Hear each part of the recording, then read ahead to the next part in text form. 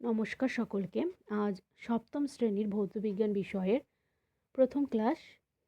তোমাদের কাছে যেহেতু সরকারি বই নেই, তাই আজ আমি যে বিষয়গুলো বলবো তোমরা একটু খাতায় নোট ডাউন করে নেবে। মানে আমি যে বিষয়গুলো লিখতে বলবো সেই বিষয়গুলো একটু লিখে নেবে। এবং আমি যে বিষয়গুলো আজ তোমাদের পড়াবো ভীষণ সাধারণ এবং সহজ ধারণা, যা তোমাদের বইয়ের প্রথমেই যে চ্যাপ্টারটি রয়েছে তাপ, তা পড়ার জন্য এই ধারণাগুলো আগে থাকা দরকার।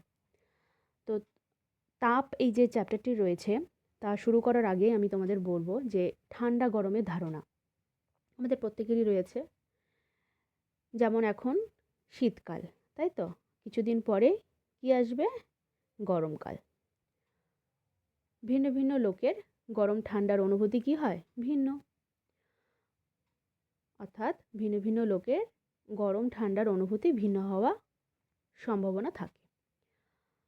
আবার আমরা অনেক কিছু স্পর্শ করেও আমাদের একটা অনুভূতি হয়, কোনটি গরম বা কোনটি ঠান্ডা আমরা বলতে পারি, কিন্তু সবসময় কিন্তু স্পর্শ করে আমরা ঠান্ডা বা গরম বলতে পারি না। যেমন খুব গরম জিনিসকে কিন্তু আমরা স্পর্শ করতে পারি না। সেই জন্য তার টেম্পারেচারকে আমরা স্পর্শ করে বলতে পারবো না, কারণ খুব গরম জিনিসকে আমরা স্পর্শ করতে পারি না। সেজন্য খুব গরম জিনিসকে স্পর্শ করে আমরা তার টেম্পারেচার কিন্তু বলতে পারবো না, অর্থাৎ উষ্ণতা বলতে পারবো না। এই যে আমি কথাটি বললাম উষ্ণতা, কোথা থেকে এলো? এই কথাটি আসে বিভিন্ন ঠান্ডা গরম অবস্থাকে প্রকাশের জন্য। কি বললাম? বিভিন্ন ঠান্ডা গরম অবস্থাকে প্রকাশের জন্য উষ্ণতা কথাটি আসে। যার উষ্ণতা বেশি তাকে আমরা কি বলে থাকবো? গরম। আর যার উষ্ণতা কম তাকে আমরা কি বলবো? ঠান্ডা। প্রত্যেক বস্তুর মধ্যেই কিছু তাপ থাকে। দুটি বস্তুকে স্পর্শ করে পাশাপাশি রাখলে কি হয়? গরম বস্তু থেকে ঠান্ডা বস্তুতে তাপ যায় এবং গরম বস্তুটি ঠান্ডা ও ঠান্ডা বস্তুটি গরম হয়। এই প্রক্রিয়া ততক্ষণ চলে যতক্ষণ না দুটি বস্তু একই অবস্থা লাভ করে।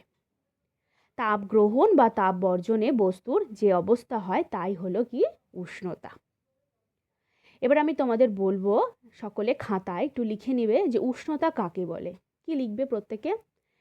লিখবে উষ্ণতা হলো বস্তুর একটি তাপীয় অবস্থা, যার দ্বারা বোঝা যায় যে বস্তুটি অন্য বস্তু থেকে তাপ গ্রহণ করবে কিংবা অন্য বস্তুকে তাপ প্রদান করবে।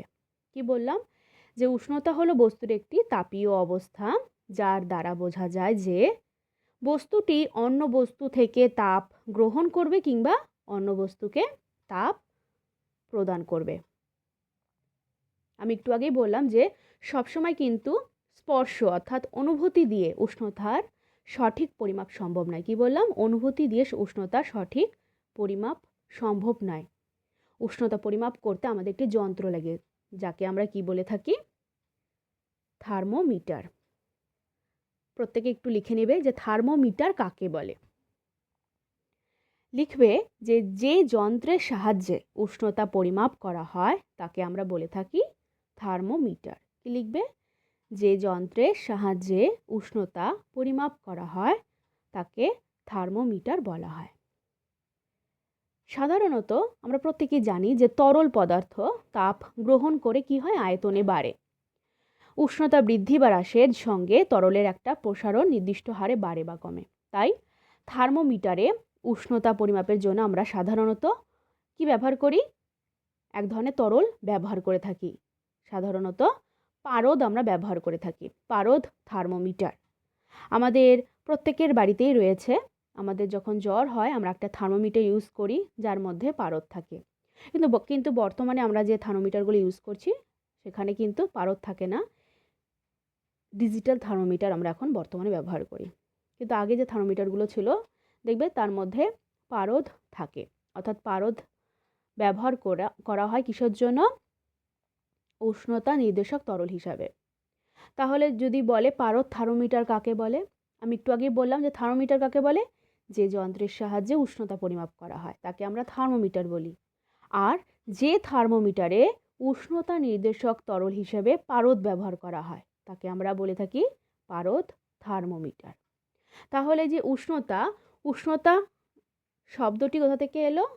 ঠান্ডা গরম অবস্থা প্রকাশের জন্য। এই উষ্ণতা পরিমাপ করতে আমরা একটা যন্ত্র ব্যবহার করি যাকে আমরা বলে থাকি থার্মোমিটার। এবার এই থার্মোমিটারের মধ্যে একটা তরল পদার্থ আমরা ব্যবহার করে থাকি যা কিনা পারদ। কি বললাম? পারদ। ঠিক আছে? পারদ আমরা ব্যবহার করে থাকি থার্মোমিটারে কিসের জন্য? উষ্ণতা নির্দেশক তরল হিসেবে। মানে উষ্ণতা বাড়ার সাথে সাথে পারদের কি হয়? যে একটি কাচের নল থাকে, থার্মোমিটার আমার প্রত্যেকের বাড়িতেই আছে দেখবে, তার ভেতরে পারদ ভর্তি করা থাকে।